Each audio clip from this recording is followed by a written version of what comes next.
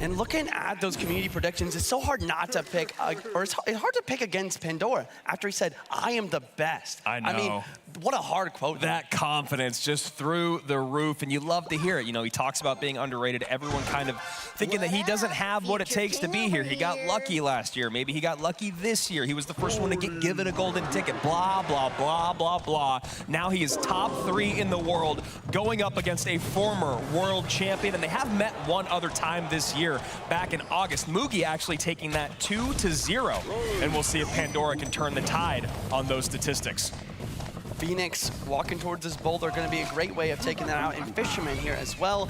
Will Pandora hold the Fisherman in with the Tornado? It looks like he's going to just kind of let it do its thing, and we see an RG opposite lane. Yeah. Wow.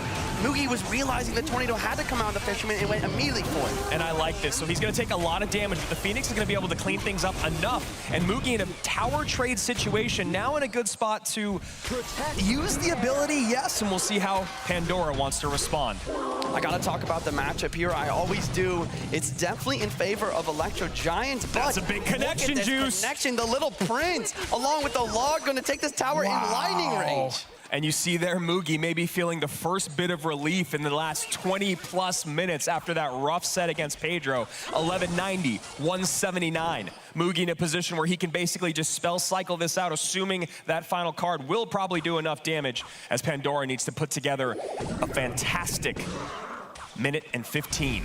And it's very possible, once again, Royal Giant's only big counter to the Electro Giant is the Fisherman, but you can tornado that Fisherman in and counteract it completely, which is why MUGI is going to keep applying pressure and make it so hard for him to go for the Electro Giant push. That's a great call. All the things you say right there, Juice. Aggressive RG at the bridge. NATO now something you don't have to worry about on the counter push. MUGI already has this game sewn up in spell power, so what is he going to do? He needs to get ahead of his opponent. Not sit back and defend, but like you said, create pressure so your opponent cannot get those perfect big E-Giant pushes. And once again, RG at the bridge. But this time, Pandora has the Evil Archers and cycled the Barbarian Barrel for this offense as well. RG does get a couple shots, but he knows he has to take some damage if he wants to deal some back. Electro Giant getting taken out. There's another one at the bridge. Egg still alive for both players, but MUGI's Egg will reign supreme and be perfect for the defense here. Excuse me, don't you know who I am?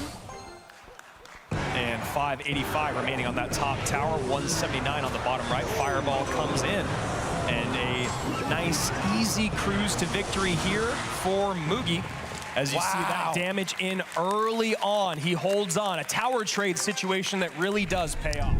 Okay, we went from calling out random cards to just yelling loud noises. I am a little bit confused about that. Yeah, I mean, come on, guys, try a little harder. This is the lower bracket finals. So here we go, Skelly Drag split in the back as MUGI leaking a little bit of elixir, showing us those Evo Archers, split Goblins in front to protect. And Evo Recruits down low. Evo Recruits, and MUGI has a Mighty Miner. Mighty Miner, not the card you want versus those Recruits. I'd much rather have a Valkyrie or even just a Knight. Yeah, I mean, earlier this year, I believe that was one of the reasons we stopped seeing Mighty Miners, because we started seeing Rogue Recruits absolutely everywhere. Ram Rider comes in here and pushes it back just a bit before it connects on this bomb tower. And that should be a nice, clean defense here from MUGI. I have to point out that that Ram Rider usually would not go to the direction of that bomb tower, but in this situation, it was pushed by the Recruits along with the help of that Mighty Miner bomb to make sure that was a clean, zero damage taken defense from both players now. Yeah, absolutely. Completely clean across the board, 30-52 as you can see. Archers in the back from MUGI, so even Evo Archers versus Evo Recruits. Pandora does have those arrows to deal with the regular Archers, but once they're in the Evo form, it's going to be very difficult for him to break through. And happy to see MUGI playing Wall Breakers here. He's played them 42 times on the season with a 74% win rate. Wall Breakers might be showing why he's got that very nice what win rate. A great connection there. Still completely perfect on defense, but now is when those Royal Recruits get a little dangerous. And bomb tower, perfect there. I mean, we talked about it yesterday. Royal Recruits bait out the bomb tower, and then they go for the Ram Rider. But look at that, Evo Archers in cycle, and the snowball. Gonna be a great way to lock down that Ram Rider. And one of those Archers untouched, so you don't want arrows on top of them, obviously. We'll see how Pandora wants to take care of it as he sets up a God Cage here and a Lumberjack, and then we see MUGI going fancy footwork opposite lane. Mighty Miner tanking for the regular Miner. Wall breakers kiting the Lumberjack backwards, but Great it does kite. get taken out, so they will not connect. But still, that Miner chip on the left-hand side is nothing to scoff at.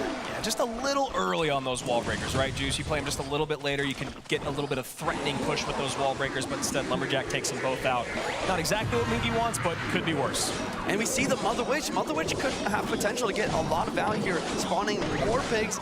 And we see a cage in the back from Pandora. I mean, what a play. He's just banking up elixir, similar to an elixir pump. Yeah, that's actually a really interesting play. And then the worst thing that happens in his mind is the Goblin Brawler pops out and just goes down the left-hand lane. Best case scenario is you see MUGI kind of pause the brakes, or hit the brakes, I should say, on sending out any miners. Ram Rider connects on the right, second cage comes down. And now we see one of the weirdest things in Clash Royale, 2 Goblin Brawlers on the board, but they're getting wiped out by these Evil Archers. Fireball will take them out, but now he's low in elixir. He does not have cage and cycle. And Miner wall breakers in. That's a double connection. That's huge! The pre-snowball knows that the Goblin Cage is out. Or both Goblin Cages are out with the pre-cycle there from Pandora. MUGI taking control of this, now only 291 HP. He needs a Miner, he needs a Snowball, and he needs a Poison, and he stays alive in this competition. Going from $80,000 to $125,000 as well. That is the change in pricing for this match. There's only 1 minute, 20 seconds left here. And good pressure here, but MUGI knows he can clean it all up because he has had immaculate defense throughout this entire game. Mother Witch gets taken out here. Here comes the Lumberjack at the bridge. Miner Poison. I think that's going to be enough to That's it, finish it Juicy. Our former world champion of 2021 has a shot to make history, making it to our grand finals again here in 2023. MUGI doing what he does best. How many 2-0 sweeps has he had today? Not today, but this entire competition.